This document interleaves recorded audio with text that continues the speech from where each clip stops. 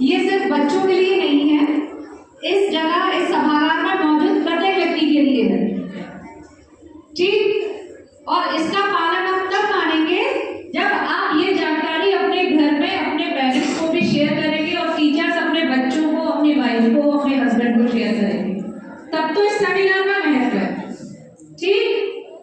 चलिए अब हम स्टार्ट करते हैं। आज का जो टॉपिक है हमारा सेफ क्लिक। इससे आप क्या समझ पा रहे हो? सेफ क्लिक से आप क्या समझ पा रहे हो? क्लिक। चलो आप लोग सेल्फी लेते हो?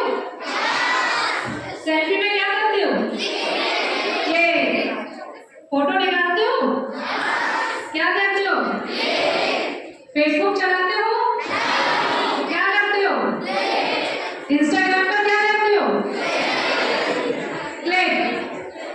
अपनी स्टडी से रिलेटेड ऑनलाइन क्लासेस कौन लेता है? किसी भी ऐप को डाउनलोड करने के लिए क्या करते हो? शॉपिंग के लिए क्या करते हो? अरे आप तो सब क्लिक कर रहे हो।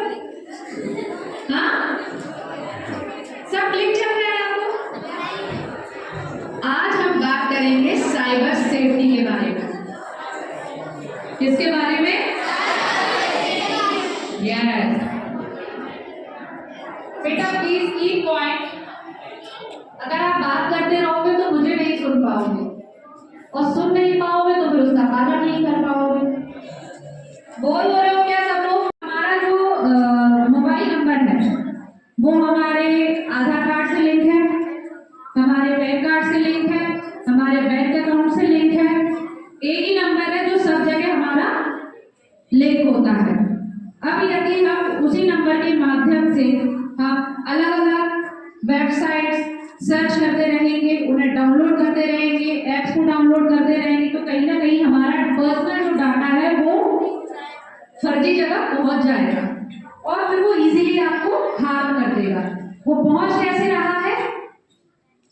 आपके एक क्लिक के कारण। आप ही तो ऑपरेट कर रहे हो, उसका काम झांसा देना है, लेकिन झांसे में फंस कौन रहा है? आप और हम लोग, है ना। डिजिटल अरेस्ट सुना है आप लोगों ने? क्या होता है उसमें? Very good. डिजिटल अरेस्ट आजकल बहुत ट्रेंड में है। उसमें एक पुलिस वाला वर्दी में आपको कॉल करेगा कि आपका नाम ये है, आपके बेटा या बेटी या आपका रिलेटिव जो भी है वो भाई नारकोटिक्स के केस में फंस गया है और उसको जेल होने वाली है। अगर आप उसे बचाना चाहते हो तो मैं आपको अपना एक अकाउंट नंबर देता हूँ, उसमें आप पैसे ट्रांसफर कर दो। ये आजकल ट्रेंड चल गया है।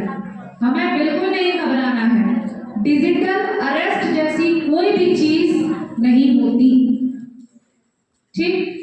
हमें बिल्कुल ऐसे झांसों में नहीं फंसना है। कोई डिजिटल अरेस्ट नहीं होता। अरेस्ट या प्रकरण दर्ज तभी होता है जब आपको जानकारी होती है। आपके ऊपर यदि कोई कार्रवाई होती है तो उसके बारे में सबसे पहले आपको एक नोटिस के माध्यम से जानकारी दी जाएगी कि ये आपका अधिकार है।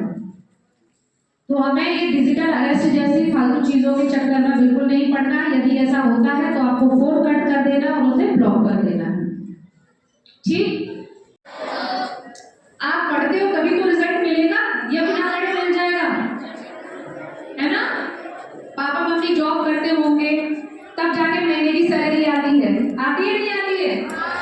हम लोग 24 आवर्स जॉब करते हैं तब जाके 1 तारीख को हम लोगों की तनख्वाह आती है। फ्री में थोड़ी आती ना, नहीं आती।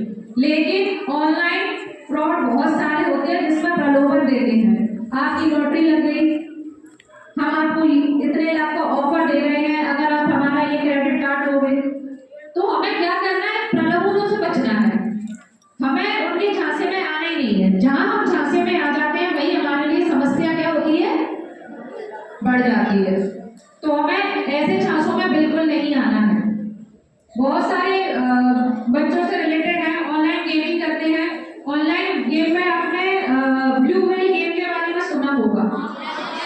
उसमें क्या करते हैं बच्चे? गेम तो खेल रहे हैं, ठीक है, मदर फादर भी नहीं देख रहे हैं, ठीक है, बच्चा बिजी है, वो खेल रहे हैं। उसमें टास्क दिए जाते हैं। धीरे धीरे वो टास्क जब तक 50 तक आता है वो बच्चा मेंटली तौर पर बिल्कुल पागल हो चुका होता है। उसे ये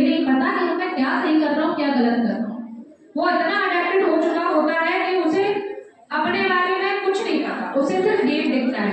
आपने शायद यूट्यूब पे या फेसबुक या इंस्टा पे बहुत सारे वीडियोस देखे होंगे जिसमें बच्चे मेंटली डिप्रेशन में चले जाते हैं, कई बार सुसाइड के अटैम्प्ट भी कर लेते हैं। करते हैं या नहीं? सुना है? तो ये क्या है? ये क्राइम है ना? तो हमें क्या इस तरह की गेम बिल्कुल भी नहीं खेलने हैं, और गेम्स तो बिल्कुल भी नहीं खेलने हैं। आप खेलो, ग्राउंड जाओ, सेहत बनाओ, तब आप मेंटली बिल्कुल एबल हो पाओगे। गेम में घर बैठे कोई स्ट्रॉन्ग हुआ है क्या? नहीं हुआ। तो हमें इस तरह की गेम से बचाव करना है। उसके बाद आपकी ऑनलाइन शॉपिंग आती है। आपकी ऑनलाइन शॉपिंग कौन कौन करता है? 80-90% लोग ऑनलाइन शॉपिंग पर डिपेंड है ना? क्यों? क्योंकि टाइम बचता है मार्केट में जाने से। अब इस ऑनलाइन शॉपिंग में क्या फ्रॉड हो सकते हैं? ऑनलाइन शॉपिंग में क्या फ्रॉड हो सकते हैं? हाँ, ये जो वेबसाइट होती है वो हर वेबसाइट सेफ नहीं होती है। आपने चली हुई भी वेबसाइट डाउनलोड करी, उस पर ऑर्डर किया और 5-6 हज़ार का आइटम मंगा लिया, वो आइटम आपके यहाँ पहुंचेगा ही नहीं और आपका पैसा भी चला जाएगा। कई बार अननोन वेबसाइट से कई पार्सल आपके यहाँ डिलीवर होते हैं, डिलीवरी मैन आएगा देने के लिए, बोलेगा QR कर दो और आपका पेमेंट पहुंच जाएगा। लेकिन आप अगर ऐसी कोई भी अननोन टाइप का पार्सल आपके पास आता है तो आपको क्या करना है? सबसे पहले वो जो साइट है उसके बारे में आपको जानकारी पूरी लेनी है, तब आपको वो रिसीव करना है। ठीक है? अगर आप उसके बारे में जानकारी नहीं लेते हो, आप QR करते हो, तो आपके पेरेंट्स का अकाउंट हो जाएगा खाली, है ना? अकाउंट क्या हो जाएगा? खाली। कुछ घटना ऐसी सामने आती है कि बच्चे इंस्टाग्राम पे फ्रेंड रिक्वेस्ट एक्सेप्ट कर लेते हैं किसी की भी। कई लोग किसी की भी आइडेंटिटी चुरा लेते हैं, फर्जी आईडी बनाते हैं, फर्जी तरीके से अपना अकाउंट को रन करते हैं। कुछ क्रिमिनल्स को अपना अकाउंट भी वो किराए पर दे देते हैं जिसका उन्हें पैसा मिलता है। तो अननोन दोस्त हमें नहीं बनाने हैं, अननोन लोगों से फ्रेंडशिप हमें नहीं करनी है। ठीक? यदि कोई व्यक्ति आपको इंस्टाग्राम या फेसबुक के माध्यम से फ्रेंड रिक्वेस्ट भेजता है तो हमें उसको ब्लॉक कर देना है। क्या करना है? क्या फ्रॉड हो सकते हैं? हाँ, ये जो वेबसाइट होती है वो हर वेबसाइट सेफ नहीं होती है। आपने चली हुई भी वेबसाइट डाउनलोड करी, उस पर ऑर्डर किया और 5-6 हज़ार का आइटम मंगा लिया, वो आइटम आपके यहाँ पहुंचेगा ही नहीं और आपका पैसा भी चला जाएगा। कई बार अननोन वेबसाइट से कई पार्सल आपके यहाँ डिलीवर होते हैं, डिलीवरी मैन आएगा देने के लिए, बोलेगा QR कर दो और आपका पेमेंट पहुंच जाएगा। लेकिन आप अगर ऐसी कोई भी अननोन टाइप का पार्सल आपके पास आता है तो आपको क्या करना है? सबसे पहले वो जो साइट है उसके बारे में आपको जानकारी पूरी लेनी है, तब आपको वो रिसीव करना है। ठीक है? अगर आप उसके बारे में जानकारी नहीं लेते हो, आप QR करते हो, तो आपके पेरेंट्स का अकाउंट हो जाएगा खाली, है ना? अकाउंट क्या हो जाएगा? खाली। कुछ घटना ऐसी सामने आती है कि बच्चे इंस्टाग्राम पे फ्रेंड रिक्वेस्ट एक्सेप्ट कर लेते हैं किसी की भी। कई लोग किसी की भी आइडेंटिटी चुरा लेते हैं, फर्जी आईडी बनाते हैं, फर्जी तरीके से अपना अकाउंट को रन करते हैं। कुछ क्रिमिनल्स को अपना अकाउंट भी वो किराए पर दे देते हैं जिसका उन्हें पैसा मिलता है।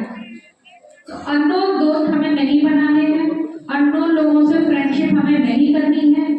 ठीक? यदि कोई व्यक्ति आपको इंस्टाग्राम या फेसबुक के माध्यम से फ्रेंड रिक्वेस्ट भेजता है तो हमें उसको ब्लॉक कर देना है। क्या करना है? और जब आप एक्टिविटी करोगे तो जाहिर सी बात है कि आप उसमें अपना कभी ना कभी आप अपना उसमें पर्सनल डाटा जो रहता है वो भी उसमें जाएगा। आप फोन पे, गूगल पे, भीम पे ये एप्लीकेशन आप अप्लाई करोगे तो जाहिर सी बात है वो बिल तो देख ही लेंगे, है ना? तो तो हमें ये एक्टिविटी बिल्कुल नहीं करनी है। ऑनलाइन शॉपिंग जो रहती है लड़कियां बहुत करती हैं, बच्चियां तो चलो मुझे लगता है नहीं, लेकिन दीदियां तो करती होंगी, है ना। मेकअप बनाना, लिपस्टिक है, काजल है और ड्रेसेस बनाना, ये सब चीजें बहुत होती है ना। तो भाई अपने सिस्टर को बोलना है कि सेफ साइड से बनाना, अननोन साइड से नहीं, ठीक है। अब इसके अलावा अपना एक और पॉइंट आता है कि ऑनलाइन हनी ट्रैप जैसे मामले बहुत सामने आते हैं। हनी ट्रैप में क्या होता है कि आपको एक अननोन फ्रेंड रिक्वेस्ट आएगी, आप यूनिवर्सिटी में उसको एक्सेप्ट करेंगे, बात करेंगे, फिर वो सामने एकदम से न्यूड फोटो सामने आएगी और आपकी वीडियो रिकॉर्ड हो जाएगी।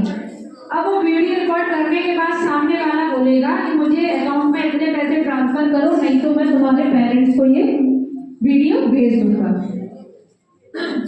हनी ट्रैप जैसे मामलों में मैंने अच्छे अच्छे जानकार लोगों को फंसते हुए देखा है। हर विभाग में मतलब कोई भी ऐसा व्यक्ति ऐसा नहीं है कि साइबर क्राइम से जो बच गया हो। इसके बचने का सिर्फ एक ही तरीका है और एक सिंगल तरीका है, वो है अवेयरनेस, बस। इसका दूसरा कोई तरीका बना ही नहीं है। आप जितने अवेयर रहोगे आप उतना सेफ रहोगे। आपने जहां पर क्वेश्चन मार्क लगा दिया कि ये सामने वाला भाई मुझे इतना फ्री फोकट में लालच क्यों दे रहा है, जहां पर क्वेश्चन मार्क लग गया वहीं आप बच गए। जहां आप लालच में आ गए वही खतरा है ना। तो हमें अवेयर रहना है और घटनाओं को होने से सिर्फ आप ही रोक सकते हो, कोई और नहीं। क्योंकि साइबर क्राइम होने का सबसे बड़ा जो नतीजा है वो हमारा एक क्लिक है। क्या लिखा है सामने? उस क्लिक को कौन कर रहा है? हम खुद कर रहे हैं। तो उससे बचने का सिर्फ एक ही तरीका है, स्टॉप। सतर्क रहें और सावधान रहें।